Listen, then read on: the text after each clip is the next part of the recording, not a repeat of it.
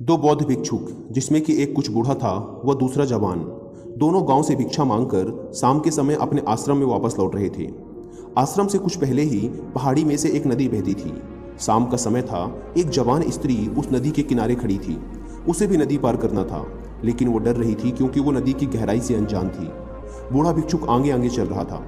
वह उस युवा लड़की को देखकर यह समझ गया कि उसे नदी पार करने के लिए किसी के सहारे की जरूरत है।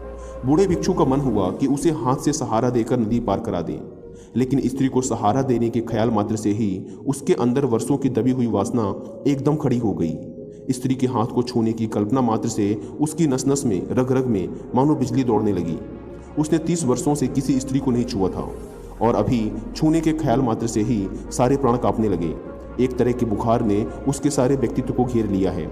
उसने एक गहरी सांस ली। वो अपने मन को समझाया, ये कैसी गंदी बात सोच ली, कैसी पाप की बात सोच ली। मुझे क्या मतलब, कोई नदी पार हो या ना हो, उसके लिए मैं अपना जीवन, अपनी साधना क्यों बिगाड़ूं? इतनी कीमती साधना, 30 वर्षों की साधना इस लड़की पे लगा दूं? हरगिज नहीं। यह कहकर उसने अपनी आंखें बंद कर ली। लेकिन वो जवान स्त्री तो आंख बंद करने पर भी दिखाई दे रही थी, या ये कहो कि और भी ज्यादा आकर्षक दिखाई देने लगी, क्योंकि अब मन जाग गया था। सोई हुई वासना जाग गई थी। आंख बंद किए हुए ही वो लड़की के बगल से होता हुआ नदी में उतर गया। अब ये बात आपको पता ही होगी कि जिस चीज़ से आंखें बंद कर ली जाएं, वो असलियत में उतनी सुंदर कभी नहीं होगी जितनी आंख बंद करने या उससे ज़बरदस्ती मुंह फेरने पर वो लगने लगती है। उसने आंख बंद की और वो स्त्री उसके लिए अप्सरा हो गई। दरअसल सारी अप्सराएं ऐसे ही पैदा होती हैं, बंद आंखों से। दुनिया में सिर्फ स्त्रियां हैं, लेकिन आंख बंद करने व जबरदस्ती खुद को स्त्रियों से दूर करने की कोशिश में वो हमें अप्सराएं लगने लगती हैं। आंख बंद करते ही सपना शुरू हो जाता है। क्योंकि उस भिक्षुक ने जबरदस्ती अपनी आंखें बंद कर ली थी, इसलिए अब मन में वो उस स्त्री को ही देख रहा था। उसके मन में एक सपना शुरू हो गया था।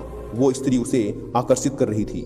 उसका मन कहता है कि ये तो गलत बात है कि किसी मुसीबत में फंसी स्त्री की सहायता ना करो, लेकिन तुरंत ही उसका दूसरा मन कहता है कि ये सब बेईमानी है, अपने को धोखा देने के तरीके खोज रहे हो। ये सहायता नहीं, बल्कि तुम उसे छूना चाहते हो। साधुओं के लिए स्त्रियां केवल एक समस्या हैं। नदी के घाट पर उस साधु का मन अशांत है और 2 हिस्सों में बढ़ जाता है। एक हिस्सा उसे उस लड़की की तरफ आकर्षित करता है, जबकि तुरंत ही उसका दूसरा हिस्सा उसे उस लड़की से दूर जाने की सलाह देता है।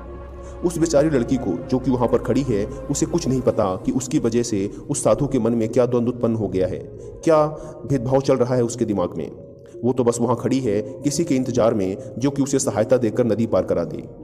इसी उधेड़-बुन व अशांत दिमाग के साथ वो नदी पार करता है, लेकिन उसे याद आता है कि उसका साथी तो पीछे रह गया। कहीं उस जवान औरत पर दया खाकर उसे नदी पार कराने के चक्कर में उसे छूने की भूल ना कर दे, इसलिए उससे पहले ही उसे सचेत कर देता हूँ। यह सोचकर वो पीछे मुड़ता है, लेकिन वो देखता है कि भूल हो चुकी है। वो जवान भिक्षुक उस औरत को कंधे पर लिए नदी पार करा रहा था। यह देखकर उस बूढ़े साधु के अंदर आग लग गई। ना जाने कैसा कैसा मन होने लगा। कई बार उसके दिमाग में आया कि कितना अच्छा होता यदि मैं ही उसे नदी पार करा देता, लेकिन अगले ही पल उसने खुद के मन को डांटा। ये क्या पागलपन की बात है, मैं और उस औरत को अपने कंधे पर लूं? 30 साल की साधना नष्ट करूं क्या? गंदगी का ढेर है औरत का शरीर और मैं उसे अपने कंधे पर लूंगा? नर्क का द्वार है स्त्री। लेकिन दूसरी ही ओर उस युवा भिक्षुक के कंधे पर स्त्री को देखकर बूढ़ा भिक्षुक आग बबूला हुआ जा रहा था। उसने सोचा, आज जाकर गुरु को कहूंगा कि ये युवा सन्यासी भ्रष्ट हो गया है, अपवित्र हो गया है, इसे आश्रम से बाहर निकालो। तभी वो युवा भिक्षुक उस औरत को नदी की दूसरी ओर अपने कंधे से नीचे उतारता है और चुपचाप आगे बढ़ जाता है। वो दोनों चलते रहते हैं, लेकिन बूढ़ा भिक्षुक रास्ते में कुछ बात नहीं करता। जब वो आश्रम के द्वार की ओर बढ़ रहे थे, तब बूढ़े भिक्षुक ने सीढ़ियों पर खड़े होकर कहा, याद रखना, मैं चलकर गुरु को कहूंगा कि तुम पतित और अपवित्र हो चुके हो। तुमने उस स्त्री को कंधे पर क्यों उठाया? जवान भिक्षुक एकदम से चौंका। उसने कहा, स्त्री? उसे मैंने उठाया था और नदी पार छोड़ भी दिया, लेकिन ऐसा मालूम होता है कि आप उसे अभी भी ढो रहे हैं। आपने तो उसे उठाया भी नहीं था, लेकिन आप अभी भी अपने दिमाग में उसे ढो रहे हैं, उसके बारे में सोच रहे हैं। मैं पिछले कुछ समय से आपको देखकर सोच रहा था कि आप किसी ध्यान में लिप्त हैं, लेकिन आप तो उस औरत को नदी पार करा रहे थे अपने मन ही मन में। दोस्तों, इसी प्रकार हमारे जीवन में हम उन पुरानी बातों व चीज़ों को ढोते रहते हैं जिनको लेकर हमारे अंदर लड़ाई चल रही होती है, और हमें पता भी नहीं चल पाता कि हम पुराने मानसिक बोझ को अपने साथ ढो रहे हैं। हमें पता ही नहीं चल पाता कि हमारे साथ क्या हो रहा है। हम सब ने एक संप्रेषण की धारा में खुद को जोड़ रखा है। हम सब अपने आप को दबा रहे हैं। वो दबाया हुआ घाव हो जाता है और वो घाव पीड़ा देता है। उस घाव की वजह से हमें बाहर वो चीज़ें दिखाई देने लगती हैं जिनकी लड़ाई हमारे अंदर चल रही होती है। सारा संसार एक दर्पण बन जाता है। ये दमन की लंबी धारा, लंबी यात्रा हमारे व्यक्तित्व को तहस नहस कर देती है। इसने जीवन के स्रोतों को विष से भर दिया है। जीवन के सारे सूत्र विकृत और कुरूप हो गए हैं। इसलिए ये बात आपसे कहना चाहता हूँ कि दमन से बचना, अगर जीवन को और सत्य को जानना है तो दमन से बचना।